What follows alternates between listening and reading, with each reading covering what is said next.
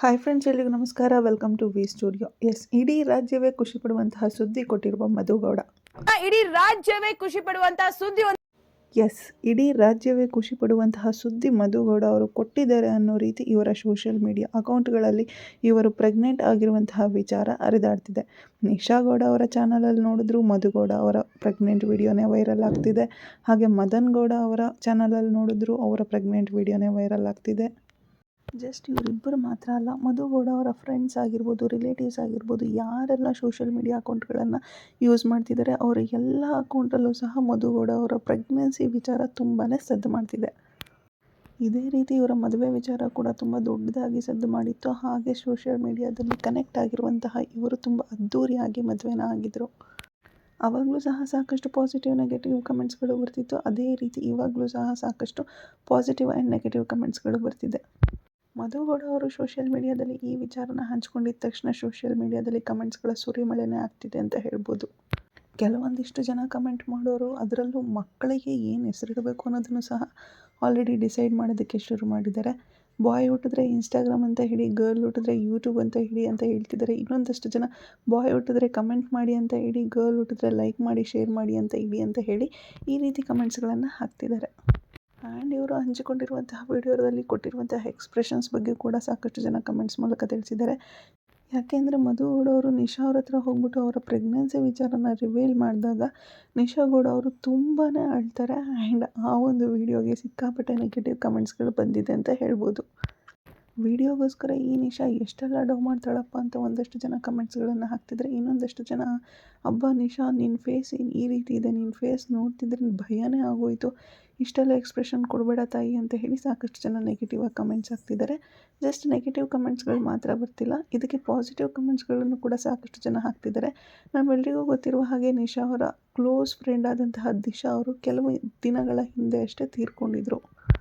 So ಇದಕ್ಕೆ connect ಮಾಡಿ ನಿಮ್ಮ ಫ್ರೆಂಡ್ಗೆ ನಿಮ್ಮನ್ನು ಬಿಟ್ಟಿರೋದಕ್ಕೆ ಜಾಸ್ತಿ ದಿವಸ ಆಗಲ್ಲ ಅಂತ ಕಾಣಿಸುತ್ತೆ. ಅದಕ್ಕೆ ಅವರು ನಿಮ್ಮ ಅತ್ತಿಗೆ ಆದಂತಹ ಮಧುಗೌಡ ಅವರ ಹೊಟ್ಟೆಯಲ್ಲಿ ಮತ್ತೆ ಹುಟ್ಟಿ ಬರ್ತಿದ್ದಾರೆ ನಿಶಾ, ನಿನ್ನ ಫ್ರೆಂಡ್ ದಿಶಾನೇ ಈ ಮಗು ಅಂತ ಹೇಳಿ ಸಾಕಷ್ಟು ಜನ ಕಮೆಂಟ್ಸ್ಗಳಲ್ಲಿ ತಿಳಿಸ್ತಿದ್ದಾರೆ.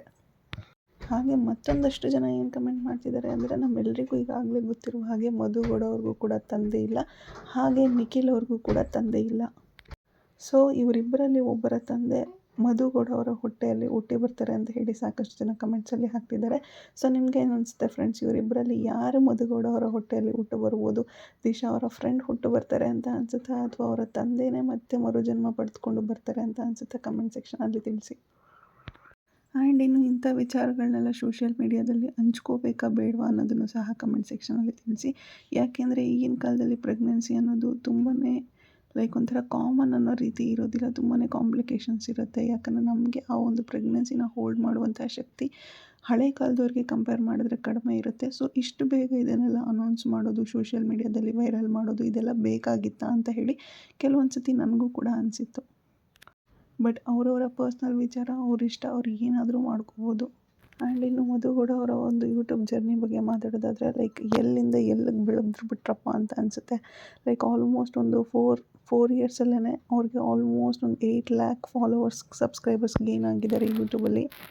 ಜಸ್ಟ್ ಮಧುಗೌಡ ಅಂತ ಅಲ್ಲ, ಮಧುಗೌಡ ಅವರ ಫ್ರೆಂಡ್ಸ್ ಆಗಿರ್ಬೋದು, ಫ್ಯಾಮಿಲಿ ಮೆಂಬರ್ಸ್ ಆಗಿರ್ಬೋದು, ಇವರ ಹೆಸರನ್ನು ಇಟ್ಕೊಂಡು ಅಥವಾ ಇವರನ್ನ ವೀಡಿಯೋದಲ್ಲಿ ಆ್ಯಡ್ ಮಾಡಿಕೊಂಡು ಸಾಕಷ್ಟು ಜನ ಯೂಟ್ಯೂಬಲ್ಲಿ ಫೇಮಸ್ ಆಗಿದ್ದಾರೆ. ನಿಶಾ ಅವ್ರನ್ನ ಕೂಡ ಯೂಸ್ ಮಾಡಿಕೊಂಡು ಸಾಕಷ್ಟು ಜನ ಅವರ ಫ್ರೆಂಡ್ಸ್ಗಳು ಕೂಡ ಈಗ ಯೂಟ್ಯೂಬ್ ಚಾನಲನ್ನು ಓಪನ್ ಮಾಡಿದ್ದಾರೆ. ಅವರು ಕೂಡ ಅದರಲ್ಲಿ ಒಳ್ಳೆ ಅರ್ನಿಂಗ್ಸನ್ನು ಮಾಡ್ಕೋತಿದ್ದಾರೆ.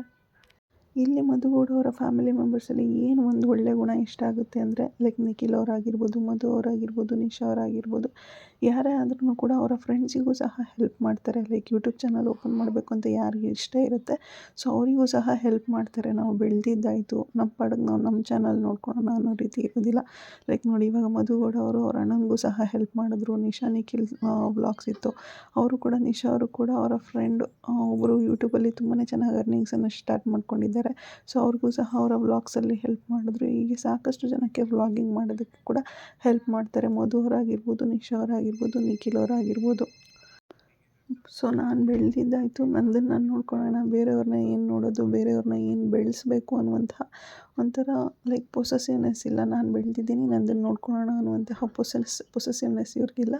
ಸೊ ಅದಕ್ಕೋಸ್ಕರನೇ ಇವರು ತುಂಬಾ ಜೆನ್ಯೂನ್ ಅನಿಸ್ತಾರೆ ಆ್ಯಂಡ್ ಫ್ರೆಂಡ್ಶಿಪ್ಗೆ ತುಂಬಾ ವ್ಯಾಲ್ಯೂ ಕೊಡ್ತಾರೆ ಅಂತ ಅನಿಸುತ್ತೆ.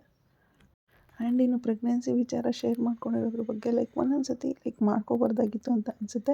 ಆ್ಯಂಡ್ ಒಂದೊಂದು ಸತಿ ಅವರ ಫ್ಯಾನ್ಸ್ಗಳು ಸಹ ತುಂಬ ಜನ ವೆಯ್ಟ್ ಮಾಡ್ತಿರ್ತಾರಲ್ಲ ಅವ್ರ ಲೈಫಲ್ಲಿ ಏನು ನಡೀತಿದೆ ಅಂತ ತಿಳ್ಕೊಳ್ಳೋದಕ್ಕೆ.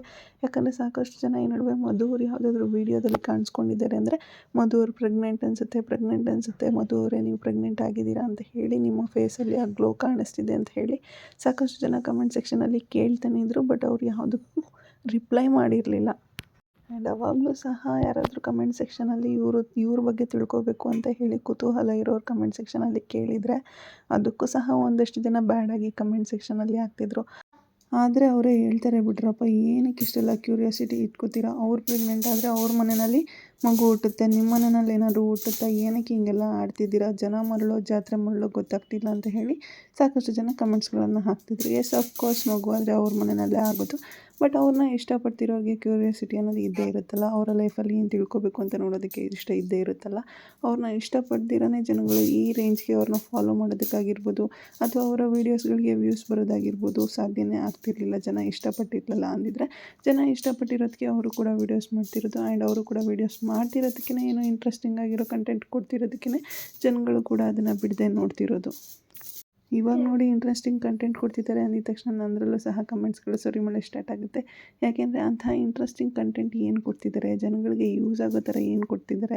ಲೈಕ್ ಜಸ್ಟ್ ಡೈಲಿ ವ್ಲಾಗ್ಸ್ ಮಾಡ್ತಿದ್ದಾರೆ, ಅಲ್ಲೋದ್ರಿ ಇಲ್ಲೋದ್ರಿ, ಅವ್ರಿಗೆ ಗಿಫ್ಟ್ ಕೊಟ್ರಿ, ಇವ್ರಿಗೆ ಗಿಫ್ಟ್ ಕೊಟ್ರಿ, ಆ ಬರ್ಡೇ ಸೆಲೆಬ್ರೇಟ್ ಮಾಡಿದ್ರಿ, ಈ ಬರ್ಡೇ ಸೆಲೆಬ್ರೇಟ್ ಮಾಡಿದ್ರಿ ಅನ್ನೋದನ್ನು ಬಿಟ್ಟರೆ ಅವ್ರು ಇನ್ನೇನೂ ಮಾಡ್ತಿಲ್ಲ. ಅದನ್ನು ಕಂಟೆಂಟ್ ಅಂತ ಹೇಳ್ತಿದ್ದೀರಲ್ಲ ಅಂತ ಹೇಳಿ ನನ್ನ ವೀಡಿಯೋಸ್ಗಳಿಗೂ ಈಗ ಬ್ಯಾಡ್ ಕಮೆಂಟ್ಸ್ಗಳನ್ನೋದು ಶುರುವಾಗುತ್ತೆ ನೋಡ್ಕೊಳ್ಳಿ.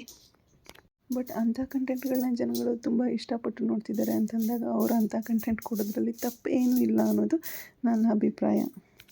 ಆ್ಯಂಡ್ ಹಾಗೆ ನಿಮ್ಮ ಅಭಿಪ್ರಾಯ ಏನು ಅನ್ನೋದನ್ನು ಕಮೆಂಟ್ ಸೆಕ್ಷನಲ್ಲಿ ತಿಳಿಸಿ. ಈ ವಿಚಾರದ ಬಗ್ಗೆ ನಿಮ್ಮ ಅಭಿಪ್ರಾಯ ತಿಳಿಸಿ. ಆ್ಯಂಡ್ ಇವರು ಸೋಷಿಯಲ್ ಮೀಡಿಯಾದಲ್ಲಿ ಬೆಳೀತಿರೋದನ್ನ ನೋಡಿಬಿಟ್ಟು ಸಾಕಷ್ಟು ಜನ ಉರ್ಕೋತಿದ್ದವರು ಇದ್ದಾರೆ. ಯಾಕಂತಂದರೆ ಲೈಕ್ ಇವರು ಬಿಸ್ನೆಸ್ ಸ್ಟಾರ್ಟ್ ಮಾಡಿದ್ದಾರೆ, ಒಂದು ಸ್ಯಾರಿ ಬಿಸ್ನೆಸ್ಸನ್ನು. ಆ ಸ್ಯಾರಿ ಬಿಸ್ನೆಸ್ಸಲ್ಲಿ ಯಾರೂ ಕೂಡ ಇವ್ರಿಗೆ ಬಿಸ್ನೆಸ್ ಕೊಡಬೇಡಿ, ಯಾರಾದರೂ ಬಡವರ ಹತ್ರ ಹೋಗಿ ತೊಗೊಳ್ಳಿ ಅಂತ ಹೇಳಿ ಕಮೆಂಟ್ಸ್ಗಳನ್ನು ಹಾಕ್ತಾನೆ ಇರ್ತಾರೆ, ನೆಗೆಟಿವ್ ಆಗಿ ಕಮೆಂಟ್ಸು. ಇವರು ಕೂಡ ಏನೋ ಒಂದು ಇನ್ವೆಸ್ಟ್ ಮಾಡಿನೇ ಆ ಬಿಸ್ನೆಸ್ನ ಶುರು ಮಾಡಿರ್ತಾರೆ. ಓಸಿಯಾಗಿ ಯಾರು ಕೂಡ ಅಂತಹ ಬಿಸ್ನೆಸ್ಸನ್ನು ಶುರು ಮಾಡೋದಕ್ಕಾಗೋದಿಲ್ಲ. ಅವರು ಒಂದು ವೀಡಿಯೋ ಮಾಡಬೇಕು ಅಂದರೆ ಸಾಕಷ್ಟು ಜನ ಎಫರ್ಟ್ಸ್ಗಳನ್ನು ಹಾಕಿರ್ತಾರೆ. ಲೈಕ್ ವೀಡಿಯೋ ಮಾಡೋರಾಗಿರ್ಬೋದು, ಎಡಿಟಿಂಗ್ ಮಾಡೋರಾಗಿರ್ಬೋದು, ಈ ರೀತಿ ಸಾಕಷ್ಟು ಜನಗಳ ಎಫರ್ಟ್ಸ್ ಕೂಡ ಇರುತ್ತೆ.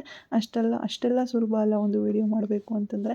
ಆ್ಯಂಡ್ ಮನೇಲಿ ಕೂತ್ಕೊಂಡು ಅವ್ರು ವೀಡಿಯೋ ಮಾಡಿ ದುಡ್ಡು ಮಾಡ್ಕೊತಿದ್ದಾರೆ, ಆರಾಮಾಗಿ ದುಡ್ಡು ಮಾಡ್ಕೊತಿದ್ದಾರೆ ಅಂತ ಅನ್ನೋರು ನೀವು ಕೂಡ ಈ ಒಂದು ಕೆಲಸನ ಮಾಡ್ಬೋದಲ್ಲ. ನಿಮಗೂ ಯಾವುದಾದ್ರೂ ಟ್ಯಾಲೆಂಟ್ ಇತ್ತು ಅಂತಂದರೆ ಯೂಟ್ಯೂಬ್ ಅನ್ನೋದು ಲೈಕ್ ಒಬ್ಬ ಟ್ಯಾಲೆಂಟೆಡ್ ವ್ಯಕ್ತಿಗೆ ಸೂಕ್ತವಾದಂಥದ್ದಲ್ಲ. ಎಲ್ಲರೂ ಕೂಡ ಯೂಟ್ಯೂಬ್ನ ಯೂಸ್ ಮಾಡ್ಬೋದು. ನಿಮ್ಮ ಹತ್ರ ಟ್ಯಾಲೆಂಟ್ ಇದ್ದರೂ ಸರಿ ಇಲ್ಲದಿದ್ದರೂ ಸರಿ ನೀವು ಯೂಟ್ಯೂಬನ್ನು ಶುರು ಮಾಡಿಕೊಂಡು ನೀವು ಕೂಡ ಅರ್ನಿಂಗ್ಸನ್ನು ಸ್ಟಾರ್ಟ್ ಮಾಡ್ಕೋಬೋದು. ನೀವು ಆ ಕೆಲಸನ ಮಾಡೋದು ಬಿಟ್ಟು ಇನ್ನೊಬ್ಬರು ಬೆಳೀತಿದ್ದಾರೆ ಅಂತ ನೋಡಿಕೊಂಡು ಕೂತ್ಕೊಳ್ತಿದ್ರೆ ಉರ್ಕೊಳೋರು ನೀವು ಅದೇ ಜಾಗದಲ್ಲಿ ಇರ್ತೀರ. ಬಟ್ ಅವರು ಬೆಳೀತಾ ಹೋಗ್ತಿರ್ತಾರೆ ಅಷ್ಟೇ.